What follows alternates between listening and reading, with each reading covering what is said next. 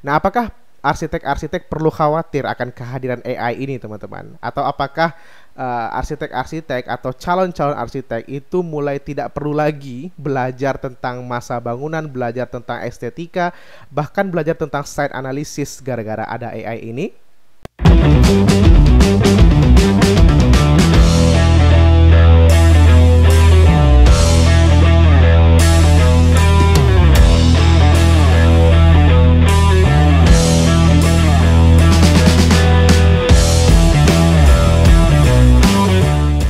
Halo, assalamualaikum warahmatullahi wabarakatuh, teman-teman semua. Apa kabar teman-teman? Mudah-mudahan teman-teman dalam keadaan baik, sehat, dan tidak kurang satu apapun ya. Amin ya rabbal alamin. Teman-teman, balik lagi dengan aku Haris Budiman di sini teman-teman, dan masih di Budiman's Channel. Dan di video kali ini teman-teman, seperti biasa, aku masih bakal membahas mengenai atau seputar dunia arsitektur teman-teman. Dan video kali ini itu merupakan sebuah sebuah intermezzo lagi dari diri aku pribadi dan mungkin beberapa teman-teman aku di luar sana yang masih bergelut di dunia arsitektur juga ya, dan beberapa berita-berita atau info-info arsitektur yang aku baca akhir-akhir ini teman-teman, atau belakangan ini gitu teman-teman.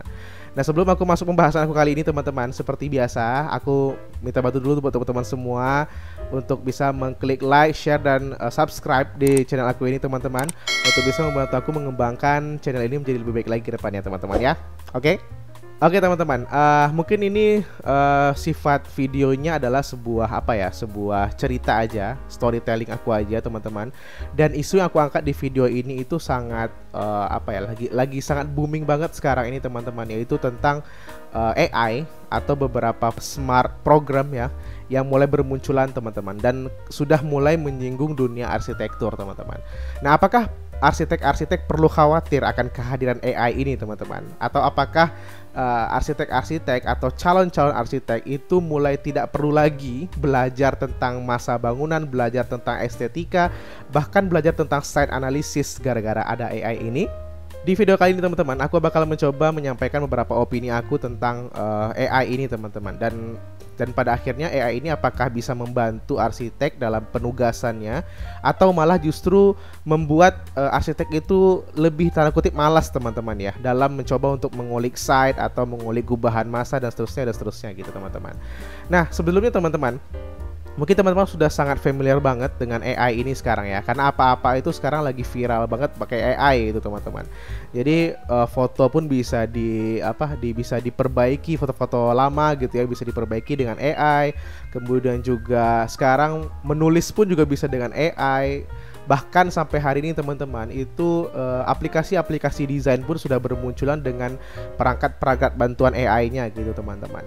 Nah, termasuk di arsitektur teman-teman, karena kan arsitektur itu merupakan sebuah dunia yang juga menyinggung perihal desain teman-teman ya, menyinggung perihal seni dan menyinggung perihal bagaimana cara menemukan ide-ide gitu teman-teman. Nah, AI sangat menyentuh hal ini gitu teman-teman. Hal ini tuh sangat sangat bertujuan untuk membantu sebenarnya orang-orang yang ingin memiliki hasil karya yang baik untuk bisa mendapatkan bentuk visual atau bentuk ide yang menarik dari AI itu sendiri teman, tanpa harus mencari kesana kemari gitu ide-idenya, dan langsung sekali klik langsung dapat gitu teman-teman. Nah, sebenarnya dari sisi baiknya di arsitektur menurut aku pribadi teman-teman, ini disclaimer dulu, ini semua adalah opini aku pribadi teman-teman, dan kalau teman-teman punya opini lain boleh ditulis saja di kolom komentar. Menurut aku AI ini sebenarnya ada baiknya ada buruknya gitu teman-teman. Tapi kalau misalkan kita bahas baiknya dulu deh teman-teman ya. Kenapa AI ini bisa disebut cukup baik dan cukup membantu di dunia arsitektur akhir-akhir ini gitu ya, yang aku lihat gitu teman-teman. Yaitu tentang bagaimana cara kita bisa terbantu dalam perihal time schedule teman-teman. Kenapa? Karena memang dengan AI kita bisa lebih cepat ya. Ini keunggulan, salah satu keunggulan AI yang dapat membantu kita lebih cepat menemukan atau memberikan referensi ide yang sesuai justru dengan apa yang kita rencanakan gitu teman-teman. Kita bisa lihat SketchUp sekarang teman-teman ya, karena SketchUp juga sudah ada aplikasi AI-nya atau extension AI-nya sekarang. Dan itu sangat membantu kita untuk bisa menemukan bagaimana bentuk gubahan masanya, kemudian bagaimana bentuk estetika bangunan yang akan kita rencanakan hanya dengan membuat masa bangunan saja gitu teman-teman. Dan itu pasti juga membantu kita dari sisi mencari ide atau referensi-referensi yang lain yang sesuai dengan rencana-rencana kita gitu. Kita tinggal ketik misalkan dengan cara menuliskan style dari arsitektur apa yang akan kita gunakan di bangunan kita atau di rencana kita ini.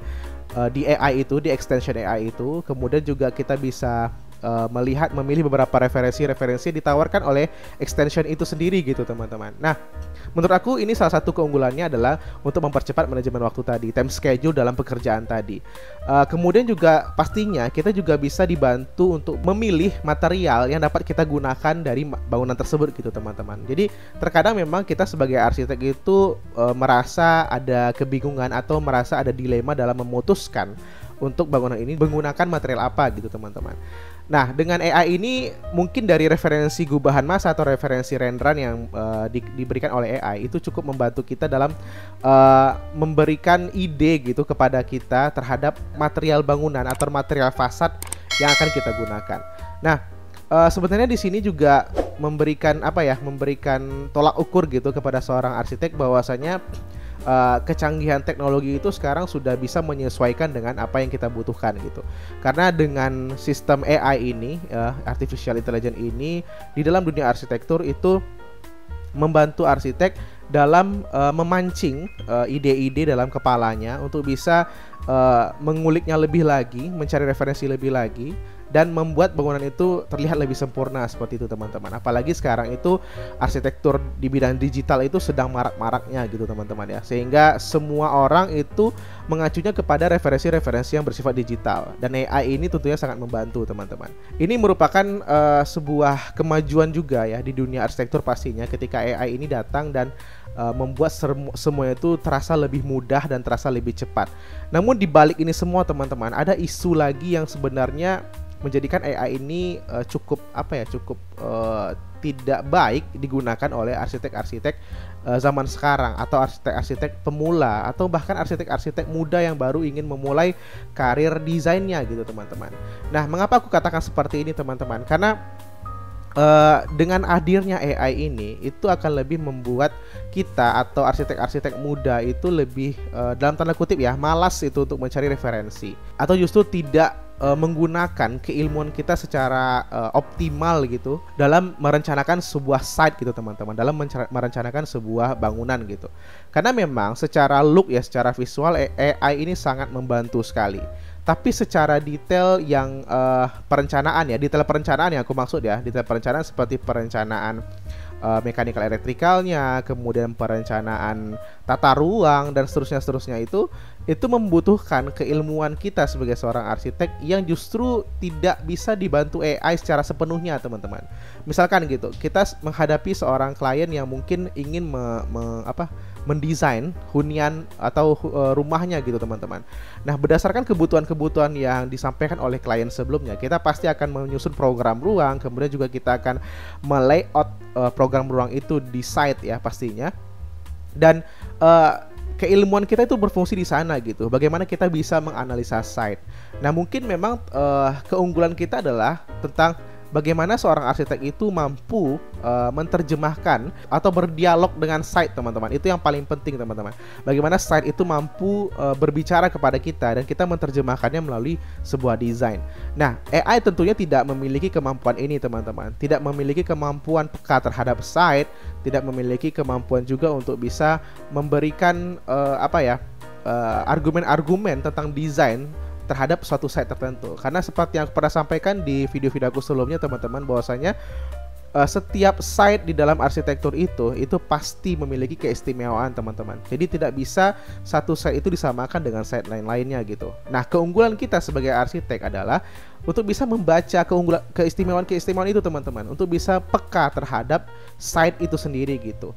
Nah, AI itu hanya bisa membantu kita secara visual, tanpa bisa peka lebih dalam terhadap site yang sedang kita ulik gitu teman-teman. Maka dari itu salah satu kekurangan AI ini menurut aku adalah dia tidak mampu lebih peka lagi terhadap site, sehingga kita masih harus tetap berpikir secara arsitektur, secara seorang arsitek untuk bisa mengembangkan ide kita itu, mengembangkan desain kita itu melalui analisa-analisa yang kita keluarkan gitu teman-teman. Jadi AI ini tidak mampu lebih dalam menggali site yang sedang kita ulik itu gitu, sehingga desain yang kita keluarkan itu justru memang seharusnya dari hasil analisa kita gitu terhadap site yang sedang kita kerjakan seperti itu teman-teman. Nah teman-teman, selain itu teman-teman, ada juga yang menurut aku masih masih sangat tidak worth it ketika seorang arsitek itu menggunakan AI adalah ketika bangunan atau desain yang dikeluarkan oleh AI itu mengacu kepada bukan bangunan yang sesuai dengan konteksnya teman-teman. Nah terkadang memang kita ingin mendesain rumah gitu, tapi ketika kita hadapkan atau kita tawarkan kepada AI desain kita ini, itu keluarnya referensinya bermacam-macam gitu. Bahkan AI juga tidak membaca itu sebuah hunian.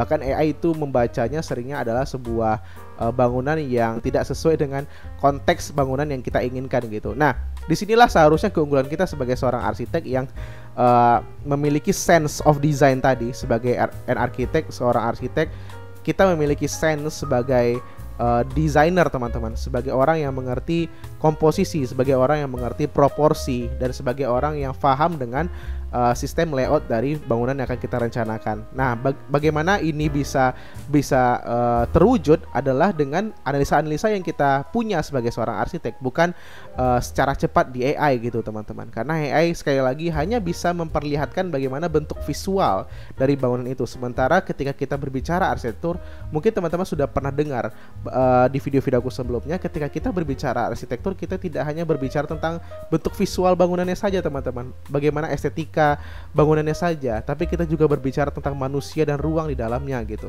Sehingga ketika AI hanya membantu secara visual, hanya membantu dari sisi memperlihatkan material-material apa yang cocok untuk bangunan kita, kemudian juga membantu mungkin dari sisi kecepatan waktu kita menemukan ide-ide desain, tapi nilai atau value dari bangunan itu tentunya hanya kita yang bisa menentukan. Kita yang bisa peka teman-teman terhadap value dari bangunan itu.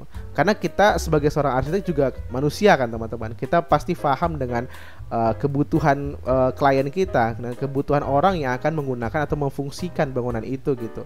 Sehingga sense desainnya atau sense arsitekturnya itu tetap ada pada seorang arsitek gitu teman-teman.